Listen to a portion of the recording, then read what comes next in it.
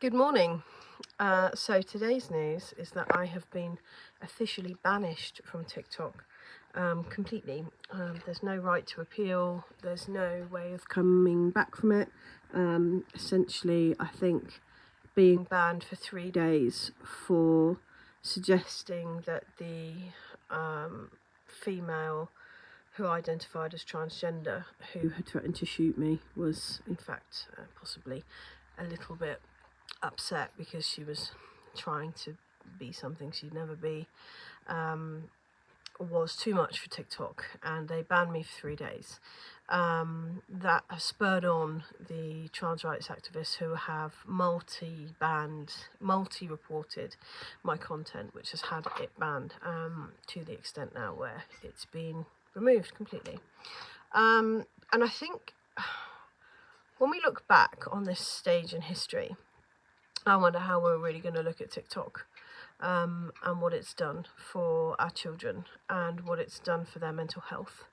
Because from my kind of fairly brief, actually, time on TikTok, I noticed more than ever that you have an awful lot of affirmation going on. What I would call negative affirmation, which I know sounds like a oxymoron, but it's really not. I witnessed a, happy, healthy, committed young lesbian who was continually trying to reach out, get to grips with her community, get support, get attention essentially on TikTok, and had nothing. And then she decided she identified as male, and all of a sudden she has this massive following. She's getting money from her content, which is being now used for hormones and for breast surgery. TikTok have a really important role in this social contagion that we're seeing, and they are actively discriminating against anybody who holds a difference of opinion.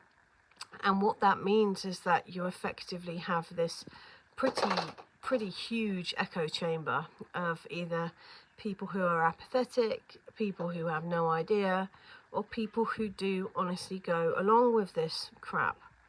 And I think that that's really dangerous, because we're not just seeing now generations of people who have decided that, they can be bloody minded and that they can be anything that they want to be and that nobody's allowed to tell them any different and yada yada, and you get this sense from them that they understand that what they're saying is nonsensical, and they understand that they are not being realistic about their expectations. They're essentially just trying to tell us that they are who they say they are and that we have to go along with it.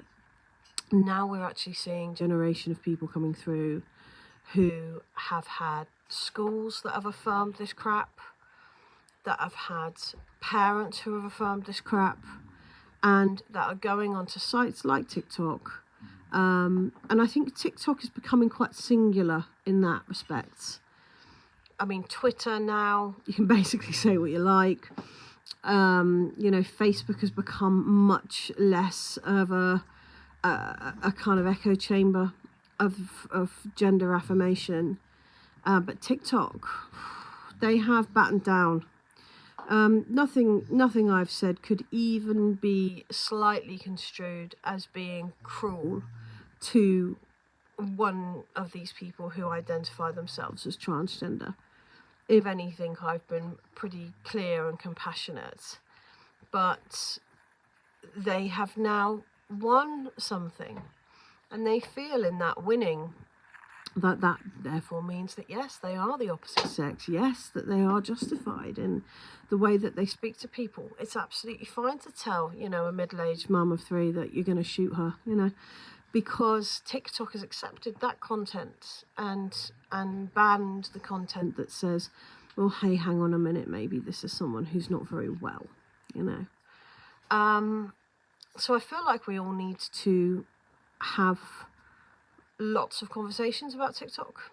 I know that there's a lot of women of my age who are amazing activists in so many ways, and I'd never deny that, but I feel like there isn't enough pressure being put on TikTok, because it is hugely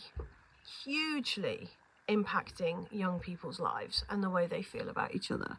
So it's time that they started taking accountability for that. It's time that someone said, look, when the dust settles and we have a generation of sterilized kids who can't get sexual partners, and once they come out into the real world realize that it's not all affirmation and yes, we're going to agree with what you say because you say so, and it's not the Jeffrey Marshes and the Dylan Mulvays and the mentally unwell people who are happy and settled and comfortable. It's quite the opposite. I mean, I feel like Jeffrey Marsh is a perfect example. I think that we're going to see very quickly uncovering of some pretty dark shit when it comes to that particular man. Dylan, I do see kind of differently. I see him as very mentally unwell, who got far too much affirmation from this trend, and has now taken that to its natural conclusion of actually having surgery on his body to fulfill this social criteria spurred on by this contagion. And it would be lovely if more people were speaking out about it, but they're not. So it has to be the women. It has to be us. We have to make a point and say something. So, I would very much like to know, the creators of TikTok, are you aware that the way that you limit the experience and the opinions of gender non-conforming women, of lesbians, of anybody that doesn't completely go along with this often horrifyingly violent trans narrative, do you realise that you're culpable in the sterilisation and abuse of children? And do you realise how that could come back in the long run? Because I don't know if they don't know or they don't care, but it's got to change.